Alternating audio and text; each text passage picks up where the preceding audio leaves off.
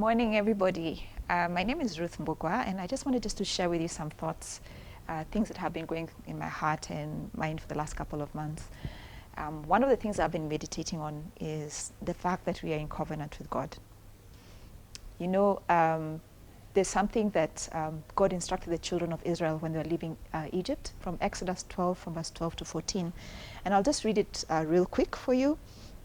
And it says, "For I'll pass through the land of Egypt this night, and I'll smite all the firstborn of the land of Egypt, both man and beast. And against all the gods of Egypt I'll execute judgment, proving their helplessness. I am the Lord.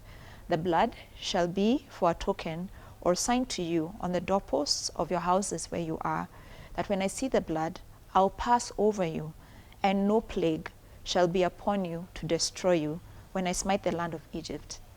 And this day shall be to you for a memorial.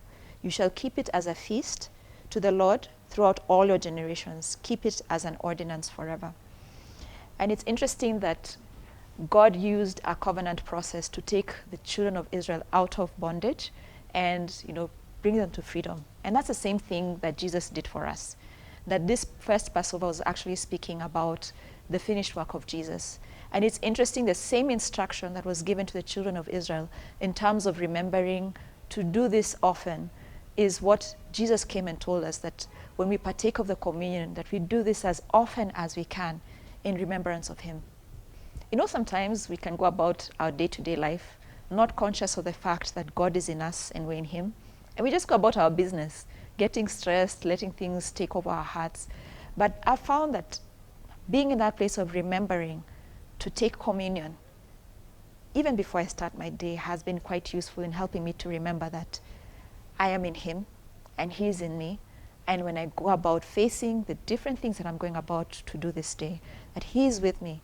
And just the same way as he was with so many other people, that he's protected, he's kept, he's also with me today. And so I just want to encourage us to keep remembering the finished work of Jesus by taking our communion as often as we can. Through this communion table, we have the opportunity to remember what Jesus did in terms of healing, in terms of salvation, in terms of deliverance. And sometimes, it's easy to forget some of these things or get used to the fact that, okay, I'm saved. But being in that place of reminding ourselves of what he has done and putting it into practice has a way of keeping this fresh in our hearts, that we remain in awe of what Jesus has done. So I just want to encourage you. Do this as often as you can in remembrance of him.